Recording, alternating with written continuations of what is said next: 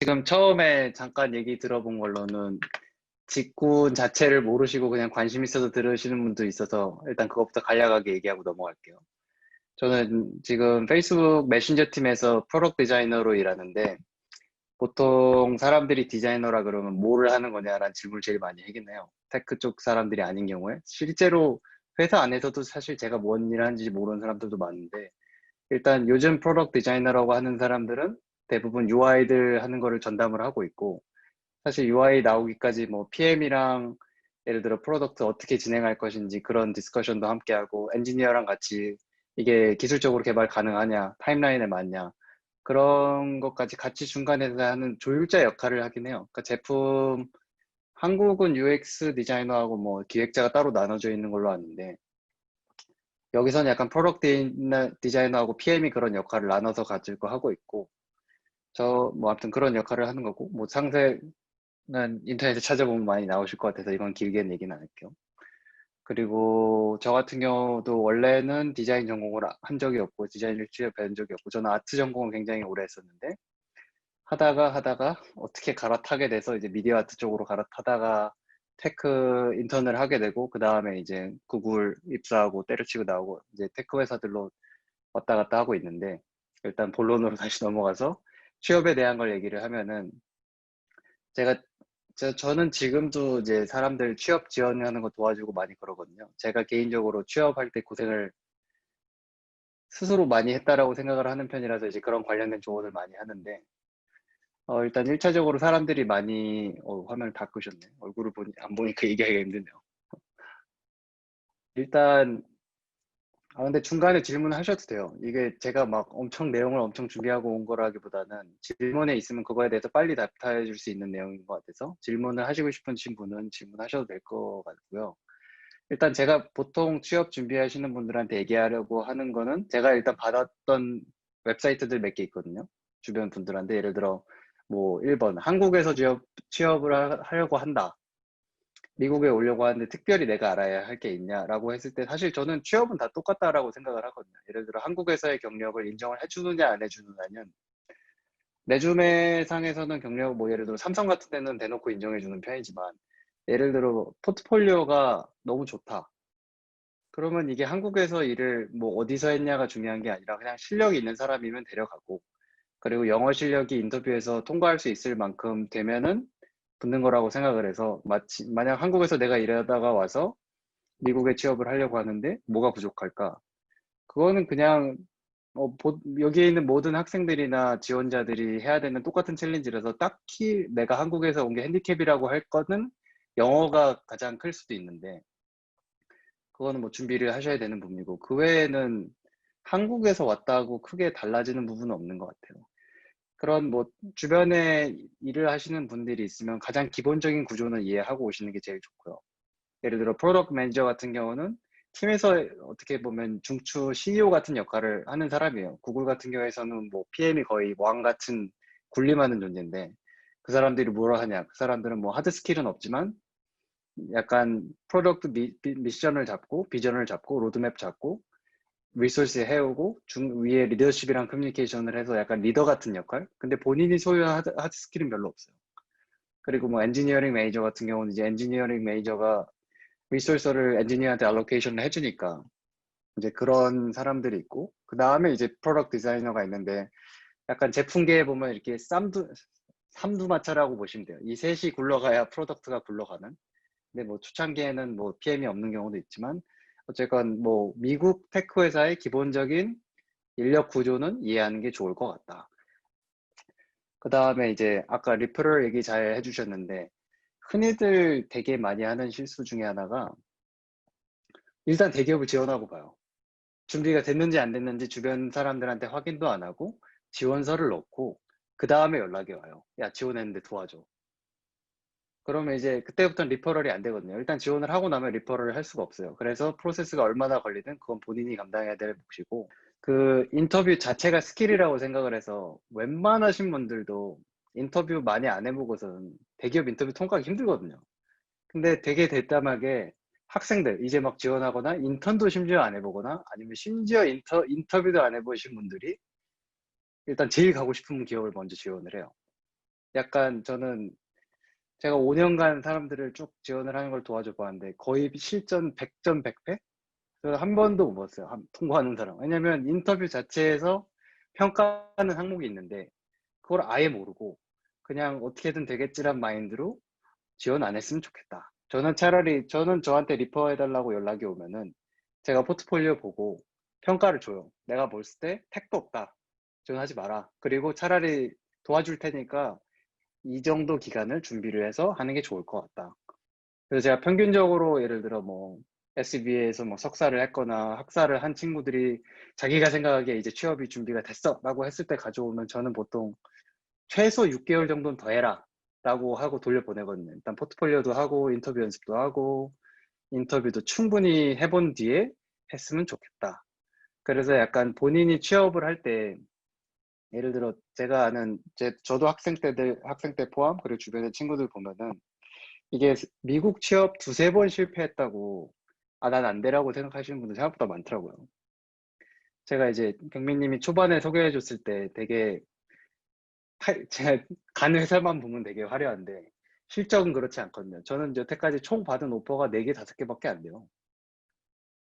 구글 들어갈 때 인터뷰를 한 60번 정도 했었고 한 2, 30개 회사랑 그리고 최종적으로 받은 게 구글 오퍼하고 어떤 스타트업 오퍼인데 그것도 철회당했어요. 당일날.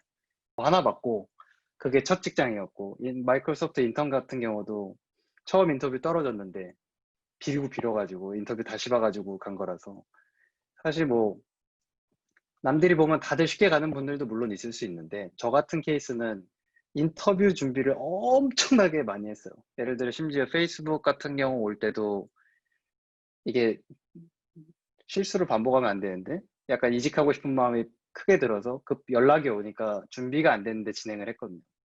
그래서 저 같은 경우는 페이스북 오는 것도 준비 시작하고 6개월에 붙었는데 안 뽑아줬어요. 팀 매칭을 안 해서. 그래서 결과적으로 저는 1년 반 동안 계속 구직을 하면서 기다리다가 마지막에 팀 매칭이 돼서 간 경우라서 이게 준비를 충분히 안 한 상태에서 이직이나 취업 준비하는 게 얼마나 위험한지 그거를 먼저 얘기를 해주고 싶고요.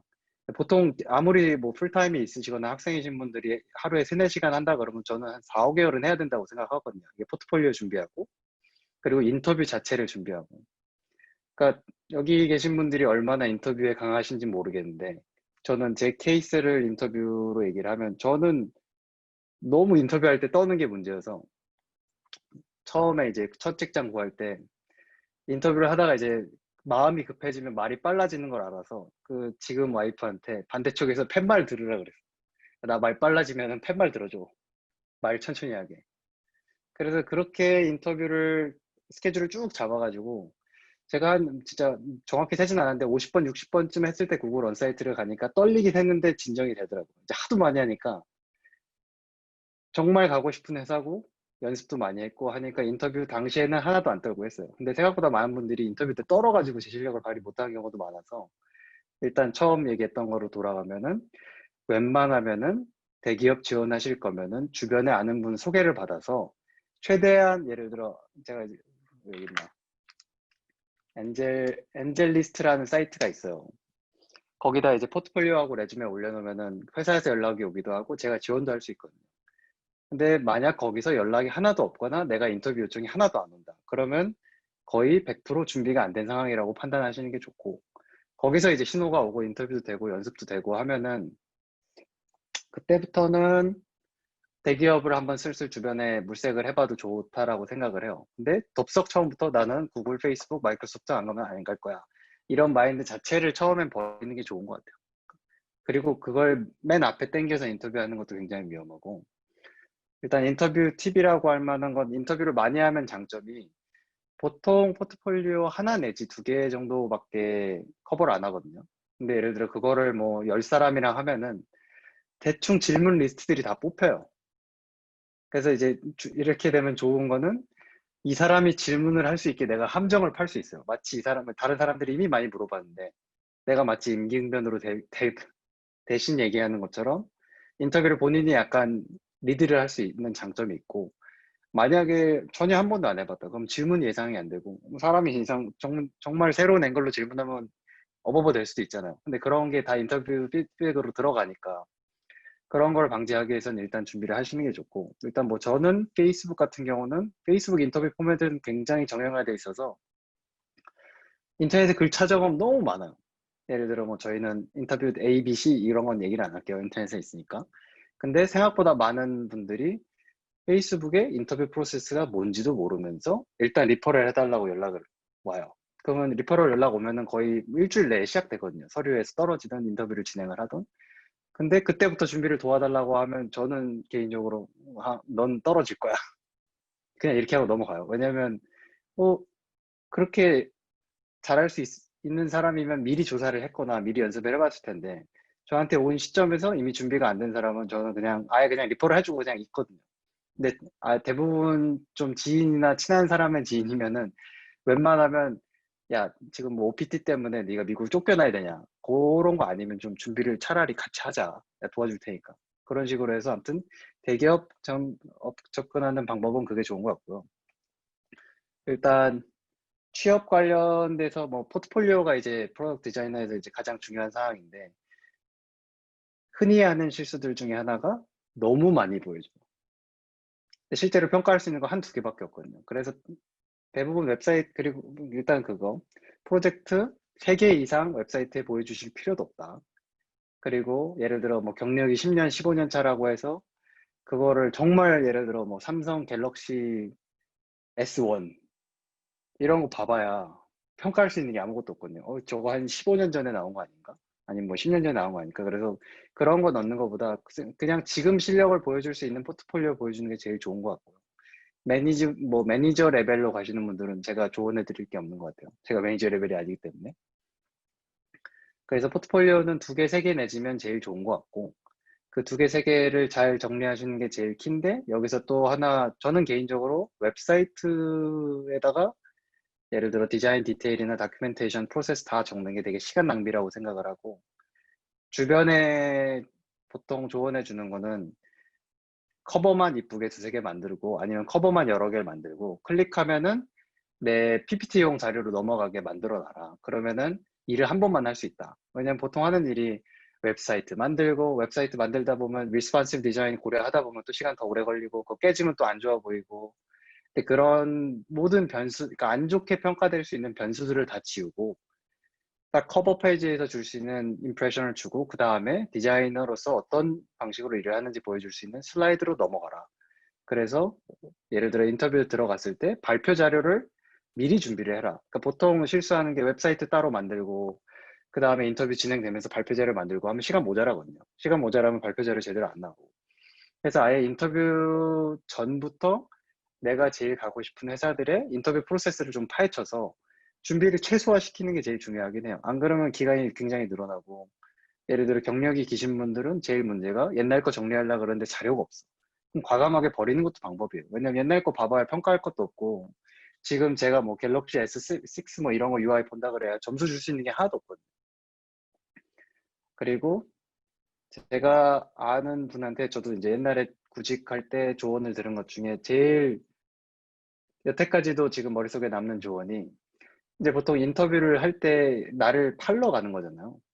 사람들이 본인이 뭘 팔지 모르고 가는 경우가 되게 많은 것 같아요. 그래서 이제 그분이 해주신 조언이 PPT를 만들 때 네가 전달하고 싶은 2, 3개의 메시지가 프레젠테이션에 담겨 있어야 된다. 예를 들면 나는 굉장히 프로토타입을 잘하고 나는 굉장히 스토리텔링을 잘하는 사람이다. 라고 그 사람이 적어주기를 희망하는 마음에서 프레젠테이션을 구상할 때랑 그냥 이거 했어요. 알아서 평가해 주세요. 라고 하면 알아서 평가 못 하거든요.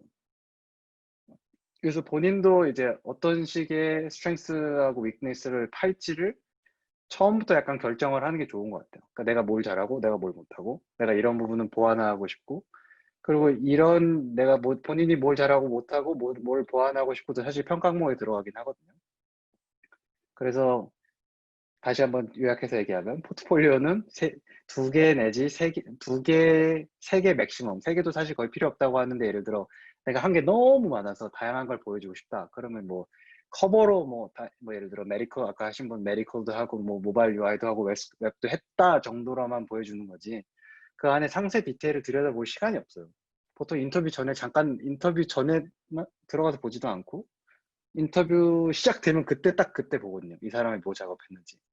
그래서 많이 있는 것보단 정말 퀄리티는 한두 개의 시간을 쓰는 게 낫고, 그리고 웹사이트에 시간을 버리는 것보다는 웹사이트를 만들고 나서 구글 슬라이드 같은 경우로 그냥 비밀번호 걸어갖고 구글 슬라이드를 보내서 내가 이런 식으로 디자인을 합니다. 라고 보여주고 그 자료를 언사이트 발표나 아니면 뭐 이제 포트폴리오 리뷰 같은 거 할 때 쓰시는 게 시간상 제일 절약되는 것 같아요. 흔히 하는 패턴이 포트폴리오라고 했을 때 이제 조금 학생분들이나 이런 분들이 있으면 이제 저는 주의하라고 하고 싶은 게, 예를 들어 제가 뭘 예를 해야지. 그러니까 흔히 사람들이 많이 하는 게, 예를 들어 저는 뭐 어메이즈 BR에서 제가 BR 플랫폼을 3년 동안 만들었어요. 제가 처음부터 끝까지 다 했거든요.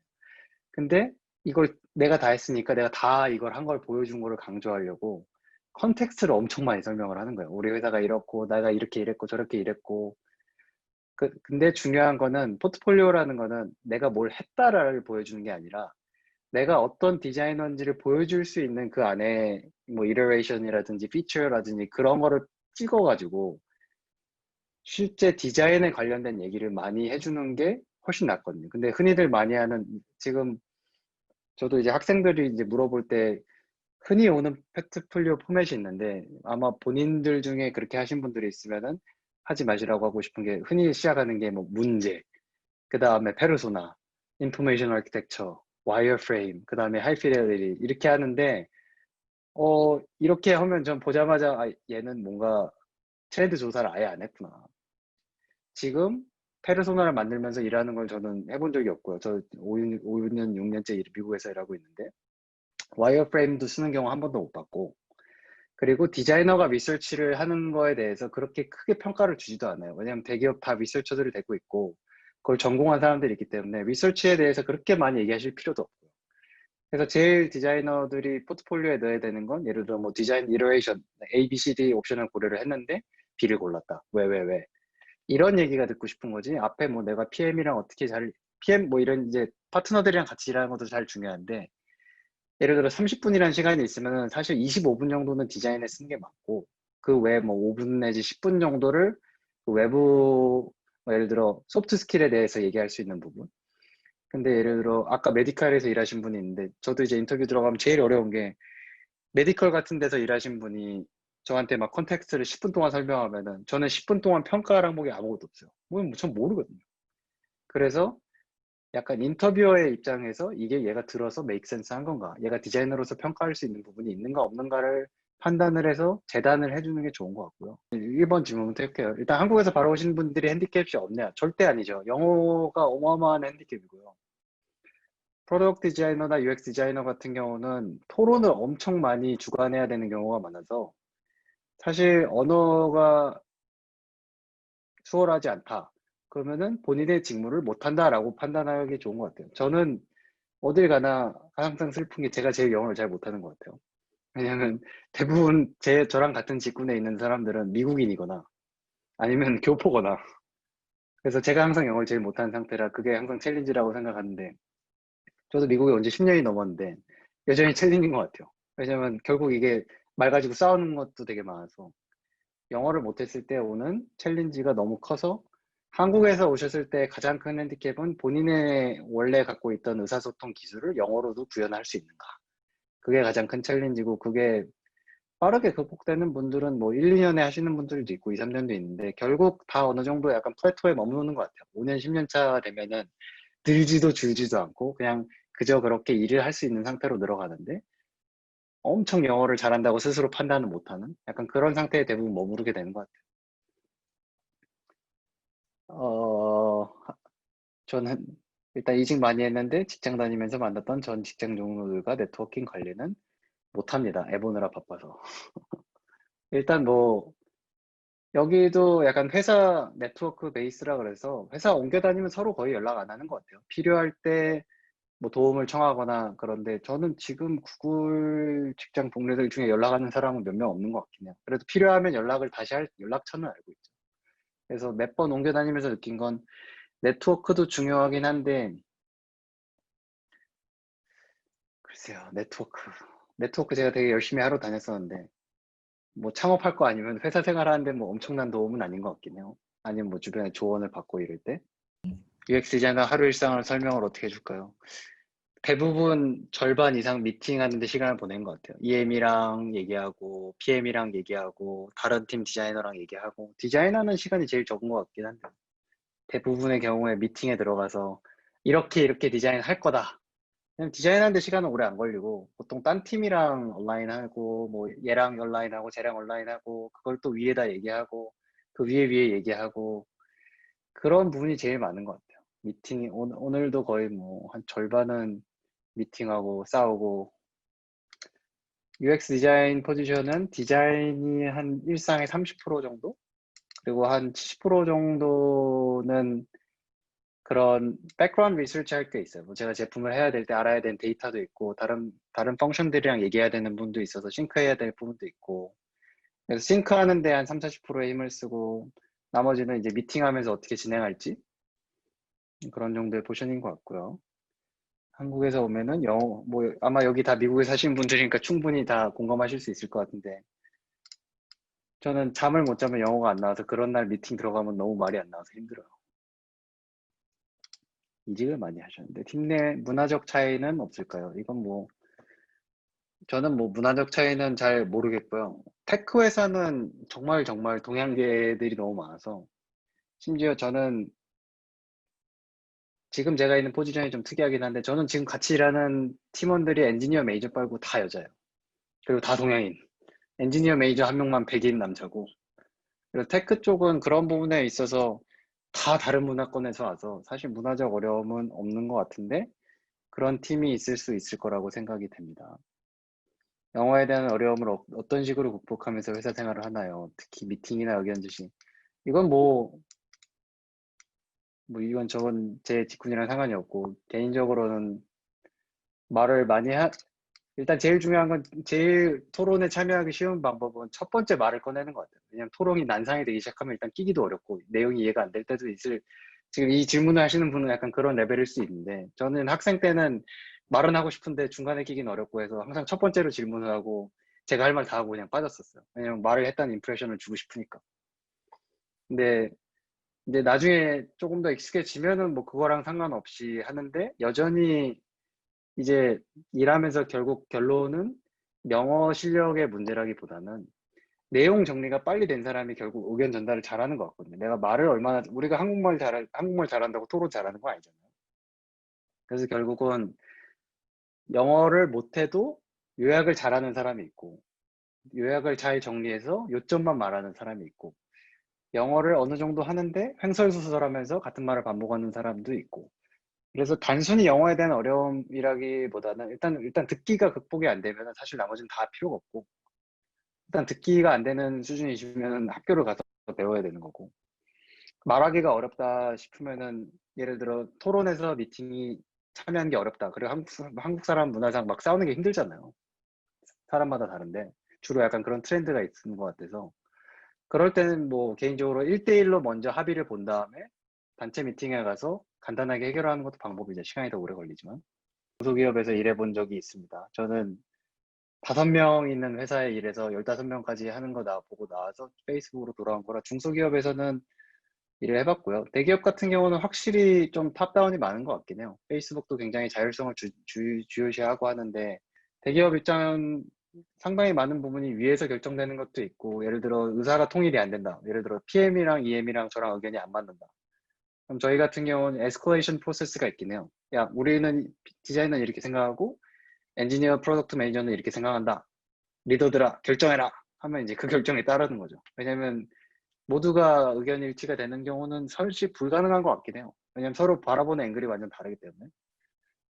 그래서 대기업 같은 경우는 그런 프로세스가 좀 잘 갖춰져 있고 중소기업 같은 경우는 뭐 저는 그 어메이지 비알에서 대표가 상당히 유명했던 사람이고 본인이 CEO고 본인이 투자도 했고 본인이 큰 회사를 키웠던 사람이기 때문에 그 사람의 발언권이 엄청 컸어요. 그래서 의사결정이 뭐 어느 부분은 저한테 있었지만 결국 프로덕트 오너가 CEO이기 때문에 그거는 결국 중소기업이든 대기업이든 크게 예를 들어 어느 정도의 자유를 가졌냐의 차이인 것 같아요. 그래서 뭐 대기업, 중소기업에 그렇게 큰 차이가 있다. 라고 보긴 어렵고 큰 틀은 비슷하다고 생각이 되고 분야도 어느 정도 예를 들어 내가 어느 회사에서 어느 팀에서 일하고 싶다. 그런 상상을 가지고 디자인 포트폴리오를 만드는 것도 괜찮은 게 결국 매니저라는 사람들은 내가 이 업무를 줬을 때 이 업무를 가장 단기간에 할 수 있는 뭐 익숙한 애들 예를 들어 제가 아는 누님이 옛날에 이제 자기 본인 대학원 티시스로 아트 뮤지엄 라이브러리 같은 거를 만들었어요. 아트 프로젝트로. 근데 그분이 결국은 빙으로 갔어요. 왜냐면 이제 설치에 대해서 어느 정도 이해를 하고 있으니까. 그래서 본인이 앞으로 지원하고 싶거나 일하고 싶은 분야에 대해서 어떤 키 피처들이 있는지를 이해를 하고 그거랑 근접 영역에서 포트폴리오 만드는 게 평가하는 사람 입장에서는 제일 좋긴 해요. 왜냐면 얘는 바로 데려다 쓸 수 있겠다. 왜냐면 가장 기본적인 고민은 해봤으니까. 그리고 디자인 랭귀지도 그쪽에 관련돼서 이해도가 높아서 굉장히 타겟해서 지원하는 게 좋긴 해요. 그래서 저는 보통 제일 좋은 방식이 탑 리스트들을 한 두세 개 정도만 뽑아서 거기에 맞춰서 포트폴리오를 짜는 게 제일 좋은 것 같고 나머지들은 어떻게 보면 그냥 연습용? 가고는 싶은데 내가 여기다 이만한 시간을 분배할 수는 없는 그러니까 있는 거 가지고 연습을 해본다는 차원에서 하는데 어쨌건 그래도 질문 내용들은 비슷하게 나오니까 피드백은 그대로 받을 수 있고 그리고 그러다 보면 더 재밌는 회사 찾을 수도 있다는 마음으로 하는 게 좋은 것 같아요. 회사는 레퓨테이션 게임인 것 같아요. 왜냐하면 능력치들이 비슷한 사람을 모아놔서 그런지 확실히 레퓨테이션으로 위로 올라가고 위를 일을 더 따내고 아니고가 많이 느껴지긴 해요. 그래서 정치를 잘하고 그러니까 예를 들어 갈등이 있더라도 그걸 얼마나 좋게 해결을 할 것인지 에스컬레이션을 해도 서로 어떻게 기분 좋게 좋은 합의점을 찾을 것인지 그런 부분이 되게 어려운 것 같아요. 여러 명의 스테이크홀더들이 다 의견이 다른데 그거를 잘 취합해서 끌고 나가는 애들이 있는 반면 그게 모든 게 다 블락이 돼가지고 서로 싸우면서 제가 문제야 제가 문제야 이렇게 되면은 서로 다 평판 깎아먹기라서 일종의 정치랑 굉장히 비슷한 것 같긴 해요. 어디 상대방이 원하는 걸 주고 그걸 그리고 일을 최대한 왜냐면 테크 회사에선 딜레이 되는 게 가장 엔지니어들이 일을 안 하는 게 가장 큰 로스라서 예를 들어 엔지니어가 블락이 됐다는 말은 디자이너가 일을 안 해서 엔지니어가 할 게 없다 이런 식으로 돌아오거든요. 그렇게 되면은 이제 그런 걸 빨리빨리 알고 해소하는 것도 능력이고 싸울 때 서로 기분 안 상하게 싸우는 것도 능력이고 디자인 스킬은 예를 들어 뭐 모든 게 그렇잖아요. 예를 들어 스포츠 선수들에서 엄청나게 뛰어난 사람이 있지만 그런 사람은 전 세계 10명도 안 되고 대부분 다 고만고만한 사람들끼리 싸우는 건데 그 안에서는 이제 회사의 정치적인 요소와 라인 타기와 트렌드를 잘 읽어내기 그런 부분이 꽤 크게 작용하는 것 같아요. 회사마다 다른 것 같고요. 저는 예를 들어 뭐 사진도 하고 영상도 해보고 뭐 스컵처도 해보고 이것저것 많이 했는데 그런 게 살면서 여러모로 쓸모가 있는 것 같긴 해요. 예를 들어 뭐 창업을 하려거나 제가 어메이즈 BR이라는 건 비디오 플랫폼이었는데 컨텐츠 제작 쪽에 오래 있다 보니까 그런 부분에 뭐 제가 커버도 만들고 그때 가장 근접 영역이라고 생각한 게 엔지니어는 아니고 그냥 UX 디자이너 해볼 수 있을 것 같다 라는 생각을 해서 저는 정말로 일러스트레이션도 뭘 쓸 줄 모르고 디자인 감각 정말 빵점이었는데 그렇게 10개월 준비해서 취직을 했기 때문에 아까 경민님이랑 그 처음에 혼자 둘이 얘기할 때 한 것처럼 상대적으로 진입 장벽이 낮은 직군이라고 저는 생각을 해요. 왜냐하면 1, 2년에서 의사가 될 수도 없고 엔지니어 잘하는 사람 되기도 어렵고 물론 되는 분들도 있지만 회계사 1년 만에 되는 거 아닌데 UX는 6개월, 1년 해서 될 수 있거든요. 엔트리 레벨로. 일상 속에서 저 사람 왜 장사를 저렇게 하지? 왜 저렇게 뭐 예를 들어 아까 제가 서비스업에 종사를 했다고 하는 것처럼 내가 일상 속에서 보면서 개선점이 보이는데 왜 사람들은 안 고치지라고 생각하는 게 많으시다면 뭐 일단 뭐 일하시는 분한테 그럴 얘기 할 건 아닌데 평상시에 그런 생각 많이 하시는 분들도 있을 것 같아요. 저는 항상 뭐 보면 저거 왜 저렇게 했지? 저거 고치면 좋을 것 같은데 그래서 문제 찾고 해결하는 거 좋아하는 분들은 본인이 뭘 했던 건 간에 장점이 있을 수 있어요. 예를 들어 아까 뭐 간호사 지금 하시는 분도 뭐 메디컬 쪽에서 가시면은 완전 전문 분야 영역이라서 장점이 있을 수 있죠. 일단 뭐 저희 리서치들이 스스로 이니시에이트해서 하는 경우도 있고요. 예를 들어 제가 어떤 뭔가를 해야 되는데 유저 피드백이 필요해요. 그런 경우에 이제 같이 리서치 플래닝을 같이 해요.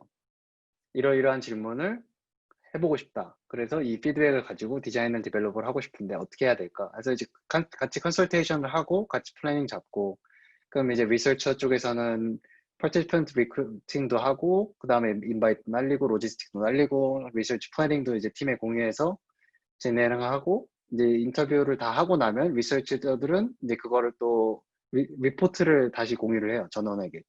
우리가 뭐 이런 뉴캐스트를 해서 디자인 리서치를 했는데 이러이러한 결과가 나왔습니다. 보세요. 약간 이런 프로세스로 쭉 진행이 되는데 꼭 디자이너즈에 종속된 파트라기보다는 본인들이 이제 큰 퀘션들을 예를 들어 리더십 레벨에서 날라오는 우리가 이런 거 해야 되냐 말아야 되냐 그런 것도 많이 하고 아까 제가 말한 거는 조금 더 작은 단위의 리서치들 그래서 조금 더 큰 레벨의 리서치 위에서도 이제 이런 게 큰 아젠다다 이런 거 진행해라 하면서 짜잘하게 유저빌리티 테스팅도 하고 그렇게 일을 하는 게 일반적인 것 같아요. 리서처랑 일하는 거는 페이스북이나 구글이나 비슷한 것 같고, 그러니까 DS가 있는 회사가 일단 별로 없고, 데이터 사이언티스트가 있더라도 이렇게 팀마다 다 있는 경우는 없는 것 같아요. 보통 엔지니어들이 그냥 알아서 로깅하고 그거 가지고 EM한테 넘겨서 EM이 이렇다 저렇다 얘기하는데, 저희 같은 경우는 데이터 사이언티스트 역할이 상당히 커가지고 그 사람들이 이제 플래닝에도 엄청 관여를 하고 실제로 이제 데이터 인사이트를 가지고 디자인에 영향을 주는 그런 데 있긴 해요. 그런 데도 있는데 일단 대기업은 절대 아니고요. 대기업은 디자이너가 코딩하는 것 자체를 원하지도 않고 예를 들어 저희 같이 어설프게 코딩 배운 사람들이 한 달을 할 걸 걔네들은 한 시간이면 할 수 있을 거예요 아마. 그렇기 때문에 코딩에 대한 기대감은 거의 없어요. 왜냐하면 진짜 잘하지 않아요. 예를 들어 구 엔지니어였다. 그럼 얘기가 다르죠. 예를 들어 페이스북 엔지니어인데 나 디자이너 하고 싶어서 디자이너 해. 그런 사람들은 그래 너 코딩 좀 하겠다. 이런데 예를 들어 학교에서 1, 2년 뭐 코딩 좀 끄적여 봤다. 자바스크립트를 할 줄 안다로 코딩을 시킬 거라고 절대 생각 안 하셔도 돼요. 그런 회사가 있긴 해요. 제가 아는 회사 중에. 그냥 예를 들어 그걸 코딩을 할 줄 안다라기보다는 코딩을 해본 사람들이 조금 더 엔지니어의 스트럭처를 이해할 수 있으니까 얘들 엔지니어랑 같이 얘기를 해야 되잖아요. 엔지니어들은 되게 자기들 언어로 얘기한단 말이에요. 뭐, 뭐 인프라가 어떻고 텍스택이 어쩌고 저쩌고 하는데 예를 들어 코딩을 아예 안 해봤다. 그럼 머릿속에 그려지는 그림 자체가 없으니까 커뮤니케이션 하는데 챌린지가 있어서 그 수많은 랭귀지를 써봤다는 저 엔지니어랑 대화 좀 할 수 있어요. 약간 이 정도의 의미인 것 같아요. 그러면 결국 와서 얘기하다 보면 얻어지는 거라서. 그러니까 학생들이 생각하는 코딩 수준이랑 엔지니어들이 여기서 엔지니어들 만나보면 거의 막 10살, 9살 때부터 코딩 하잖아요. 그런 애들이 막 30 다 돼가지고 코딩 1년 배운 애들 뭐라고 생각하겠어요. 니들이 줘봐야 아무짝에도 쓸모없는 코드를 왜 시간을 버리냐. 디자이너는 디자이너나 잘해라. 저도 똑같이 학생 때 코딩을 잘하는 거 보여줘야 되나 했는데 막상 와서 잃어보니까 코딩 잘하는 디자이너는 거의 없어요. 별 의미도 없고. 왜냐면 아까 말한 오히려 그런 정치 플레이 잘하는 게 더 잘하는 디자이너 그냥 원하는 거 빨리빨리 얻어내는 사람들. 일단 저 같은 경우는 직장에 있었기 때문에 네트워킹이 그렇게 힘들지 않았고 그 이후에 네트워크는 도현누님만 아실 텐데 제가 구글의 공짜 부지를 이용해서 사람들을 엄청 많이 모았었어요. 일단 본인이 이벤트를 주최하는 것도 방법이다 하나고 그리고 샌프란시스코 같은 경우는 디자인 미럽이 어마어마하게 많거든요. 거의 뭐 지금은 아무것도 없겠지만 한 달에 10개 이상 될 정도로 많아요. 그래서 본인이 예를 들어 준비가 돼 있고 뭐 사람을 만나고 싶다 하면은 얼마든지 네트워킹 할 수 있는 기회가 있고 예를 들어 샌프란시스코 디자인 위크라고 치면은 굉장히 많은 자료가 나올 거예요. 그래서 아무런 자료가 없다 손 짚으더라도 예를 들어 뭐 UX를 안 하셨는데 하고 싶다 이러신 분들이 있을 거고 난 UX를 했는데 네트워킹이 필요하다 이런 레벨들이 있으실 텐데 UX를 안 했는데 해보고 싶다라고 하면 저는 돈이 좀 들지만 부트캠프 가는 것도 좋은 방법이라고 생각을 해요. 제가 부트캠프 멘토로도 한번 들어가서 했었는데 부트캠프 나와서 정말 취업 잘 하더라고요. 물론 제가 그때 도와드렸던 중국 아주머니였는데 나이도 막 아키텍처로 경력이 10년이 넘었는데 힘들다고 이제 그만하고 싶다고 옮기시겠다고 해서 LA에 애들 둘을 두고 샌프란에서 부트캠프를 14주를 했는데 나중에는 중견기업 정도까지 들어가더라고요. 한 2년 만에. 그래서 저게 되는구나. 그래서 뭐 저는 관심이 있다면 UX 부트캠프 여기 뭐 트레이드 크래프트인가? 정확히 기억이 안 나는데 여기 되게 유명한 데 몇 군데 있거든요. 물론 비싸긴 해요. 14,000불. 근데 UX 페이가 워낙 세기 때문에 뭐 취업만 된다면 13,000불은 안 아까우실 거라고 생각을 하고요. 이벤트는 엄청 많은 것 같아요. 여기서 이벤트가 없어서 못 갔다는 건 정말 검색을 안 해보신 거고. 왜냐면 미럽닷컴 가면 진짜 많이 나오거든요. 그래서 그렇게 네트워킹 하시면 될 것 같아요. 여기 저는 개인적으로 꼭 대기업에서 출발하는 게 좋은 커리어라고 생각하진 않게 되더라고요. 저는 완전 대기업에서 시작을 했는데 단점이 예를 들어 지금 같은 경우는 대기업이 되게 컸잖아요. 그래서 회사가 크는 속도가 되게 느려졌단 말이에요. 그래서 굉장히 정체되기 쉬워요. 왜냐하면 승진도 어렵고 스콥도 작고 나는 학교에서 이만한 프로젝트를 진행을 했는데 오니까 노티피케이션만 1년 동안 하나 그러네. 그럼 이제 애들이 그때 약간 미치거든요. 이렇게 재미없는 걸 이렇게 하려고 내가 공부를 한 거였어? 근데 거꾸로 조그만 회사를 가면 스콥이 엄청 넓은 대신에 전문성이 떨어져요. 그래서 어떻게 보면은 대기업에서 막 5년, 10년 일한 사람들이 중소기업으로 가요. 왜냐면 더 스콥이 큰 일을 하고 싶으니까. 그래서 그런 식으로 약간 왔다 갔다 하는 거예요. 대기업 갔다가 중소기업 갔다가 창업도 했다가 다시 대기업 갔다가 어떻게 보면 커리어로서 이런 레벨의 리니어한 거는 한계가 보일 수도 있는데 예를 들어 디자이너면 기본적으로 제품이 좋아서 하는 사람들이 많아서 자기가 좋아하는 제품 단위들로 옮겨 다니죠. 저는 원래 소셜 쪽을 좋아해서 구글 때도 구글 소셜 팀에 있었고 BR은 약간 BR 미디엄 보고 갔다가 이건 언제 뜨나 해서 이제 나왔는데 항상 그 다음 걸 볼 때는 내가 어떤 제품을 더 좋아하나 내가 이 제품에 관심이 많아서 정말 디자이너로서 잘할 수 있나.